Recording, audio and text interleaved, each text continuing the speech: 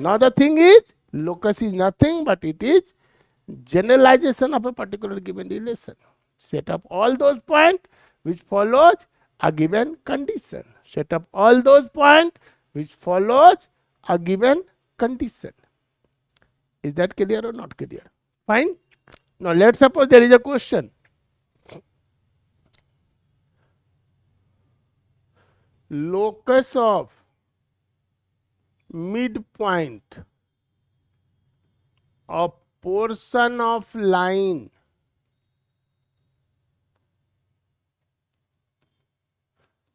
intercepted between the axis. Intercepted between the axis which is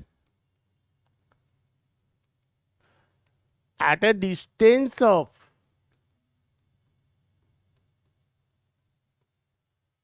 p unit from origin. No see इसमें एक word use किया हमने at a distance of p unit in whole coordinate and throughout. एक चीज जान लो, whenever something say कि distance, distance without given direction, whenever direction term is not included in that distance, it must be perpendicular distance. ये एक universal truth है. And perpendicular distance is the shortest distance. Perpendicular distance without direction. Distance, this you can mark it. Distance without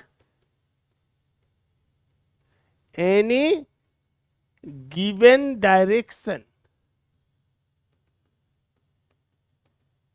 means perpendicular distance. Always it's a universal. Distance without any given direction means perpendicular, which is the shortest distance, which is the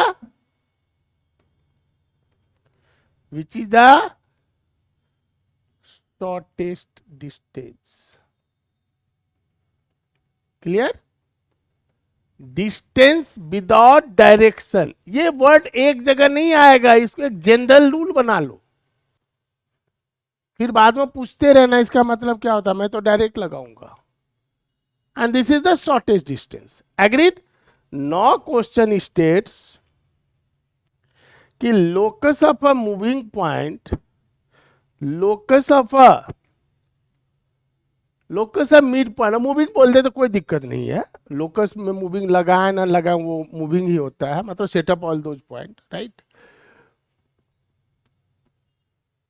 portion of line intercepted, intercept का मतलब होता है cut between, intercepted between the axis. कहने का मतलब हुआ कि अगर ये एक लाइन है, ये A है, ये B, AB है portion intercepted between the axis.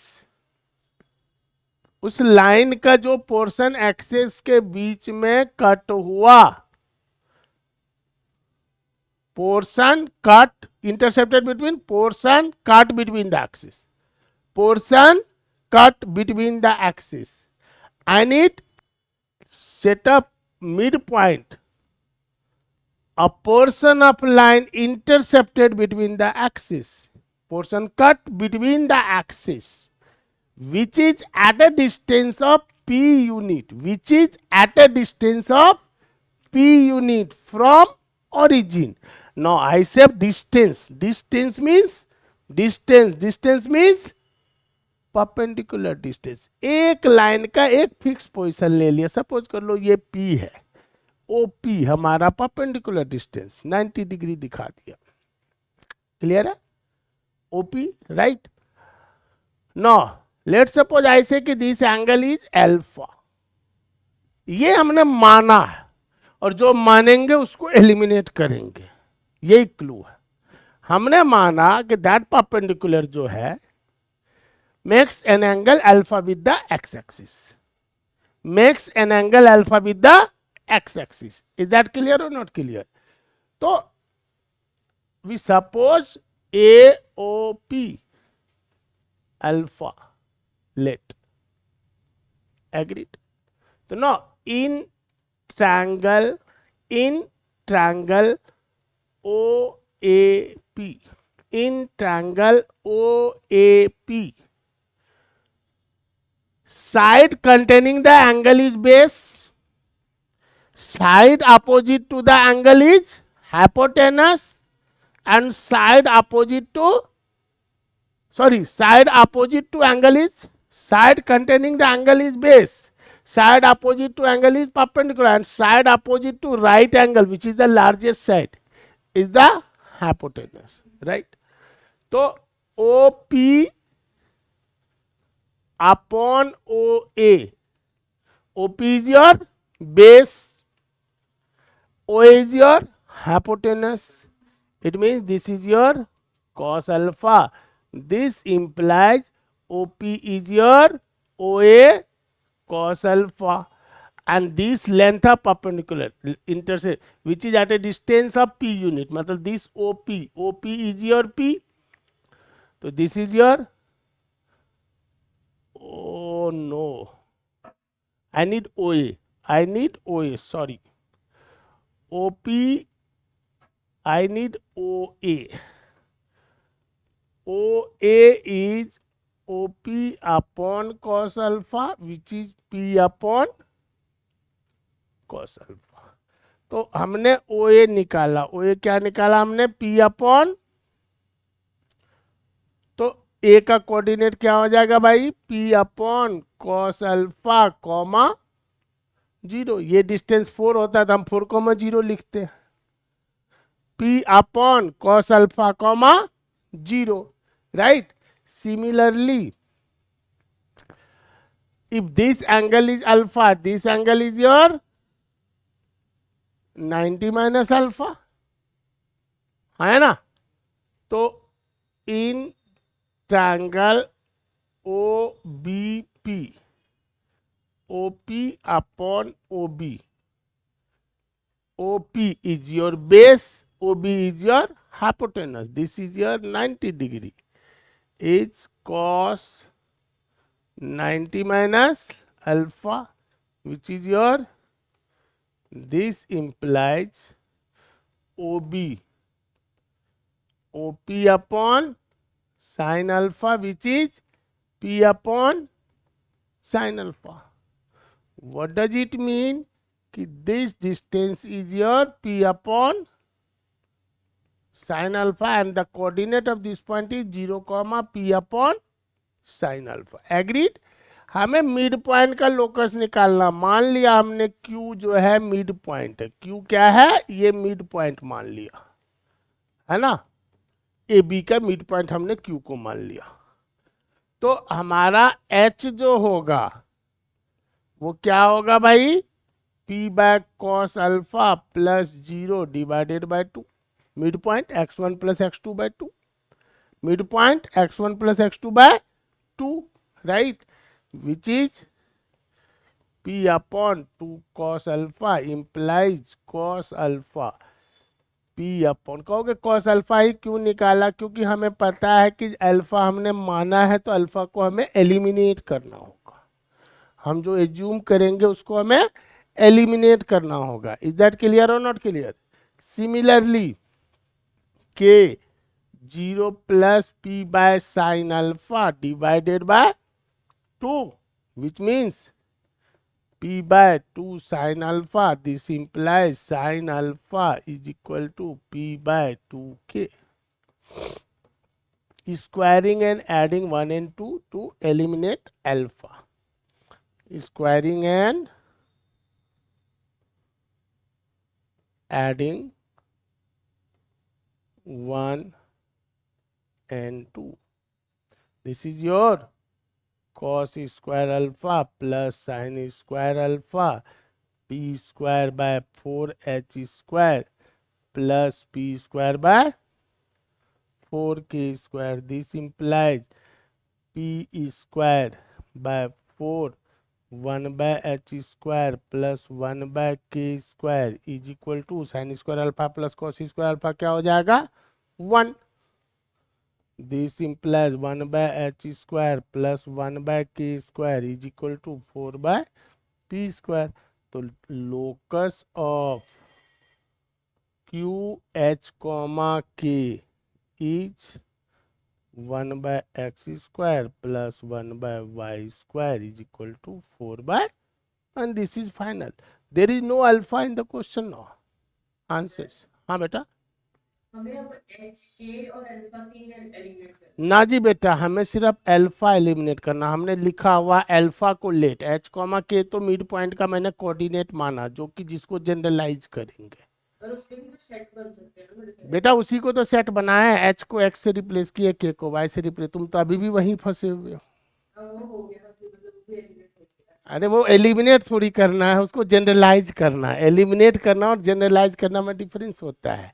H हमने X के लिए यूज किया था, K हमने, है ना, हमने एलिमिनेट नहीं किया है, हमने क्या किया है, जनरलाइज किया। Clear? And this is really good question.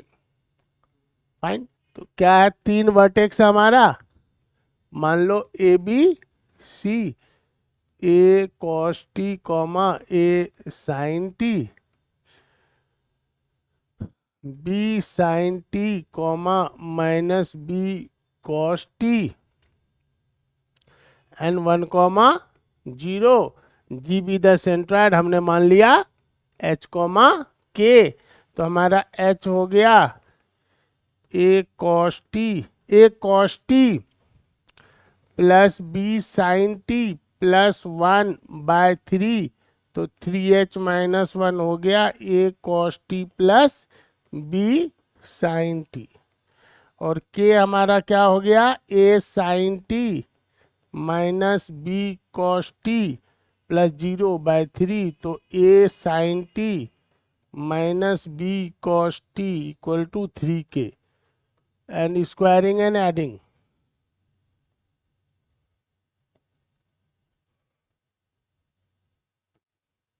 One and to.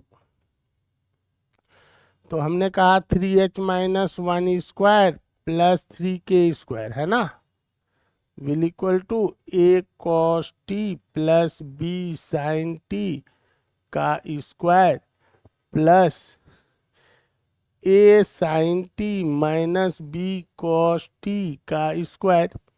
अब देखो जैसे इसको ओपन करेंगे ना, तो A² cos square t, A² sine square t, A² हो जाएगा, B² sine square t, B² cos square t, B² हो जाएगा, and 2AB sine t cos t minus 2AB sine t cos t cancel हो गया। तो कुल मिलाकर के हमारा जो रिलेशनशिप आया, hence locus of GH, K is 3X-1² 3Y² A² plus B² which is a circle. Later on पता चलेगा। बढ़िया क्वेश्चन है ये भी, ढंग से देखो। The number of points having both coordinates are integers that lie in the interior of the triangle with vertices 0,0, 0,41 and 41,0। अभी तो कोई मीनिंग नहीं समझ में आ रहा होगा क्वेश्चन का, बट देखो ये ओरिजिन है, ये एक्स एक्सिस है, ये वाई एक्सिस है। एक ले लिया 0,0 ओ, एक ले लिया हमने ए 41,0, और एक हमने लिया बी 0,41, और ये हमने बना दिया एक ट्रायंगल। कहता कि नंबर ऑफ इंटीग्रल पॉइंट, मतलब number of point inside this triangle which having integral coordinate. Integral coordinate क्या हुआ, 1,1, 1,2, 1,3, 2,1, these all are integral coordinate, these are having integral coordinate, है ना। तो number of point which having integral coordinate lies inside this triangle. देखो एक चीज ध्यान देना, ये है 41,0, भले अभी हम स्ट्रेट लाइन नहीं पढ़े हैं, लेकिन इतना हम कह सकते हैं कि अगर ये 41,0 है और ये 0,41 है तो यहाँ पर भी x प्लस वाई 41 हो रहा है और यहाँ पर भी x प्लस वाई 41 है। इसका मतलब इक्वेशन ऑफ ए बी जो होगा वो हो जाएगा x plus y equal to 41, क्योंकि दो जगह सेटिस्फाई कर गया ना। अरे यहाँ पर भी 41 प्लस 0 41 है, यहाँ पर भी 0 प्लस 41 41 है। मीन्स लाइन को प्लॉट हम कैसे करते हैं, एक्स एक्सिस पे y 0 होता, y एक्सिस पे x 0 होता, एक्स एक्सिस पे y 0 होता, y एक्सिस पे x 0 होता है ना, राइट। अब अगर देखें, मैं कहूं कि ये जो लाइन है y इक्वल टू 1 है, ये y इक्वल टू 2 सपोज कर लो, parallel to x axis y constant होता है, parallel to y axis x constant होता है। इफ आई से y इक्वल टू 1, इसका मतलब इस लाइन पर जितने भी पॉइंट है at a vertical distance of 1 unit from x axis है, यही मतलब हुआ ना भाई। y इक्वल टू 1 का मतलब क्या है, वर्टिकल डिस्टेंस 1 यूनिट है। Set of all those point which is eight a distance of 1 unit from x axis, क्या होगा, locus of point, locus of a moving point which is eight a distance of 1 unit from x axis. अब बोलो क्या होगा, locus of a moving point which is at a distance of, locus of a moving point which is at a distance of 1 unit from x axis। बताओ, my question is locus of a moving point, locus of a moving point which is 1 unit above x axis, which is 1 unit above x axis, यानी which is at 1 unit distance above x axis. अब बोलो, अरे line को तो समझो, locus of point क्या भाई, इतना देर से मैं यही तो बोला, आंसर सबसे पहले दिया, क्वेश्चन बाद में पूछा, तुम लोग का दिमाग ही यहां पर नहीं है। अगर सिर्फ बोलूंगा 1 unit distance from x axis तो मॉड y इक्वल टू 1 होगा, ये गलती था तुम्हारा, तब y equal to 1 and y equal to -1 दोनों होगा। लेकिन 1 यूनिट अबव एक्स एक्सिस बोलेंगे तो y इक्वल टू 1 होगा।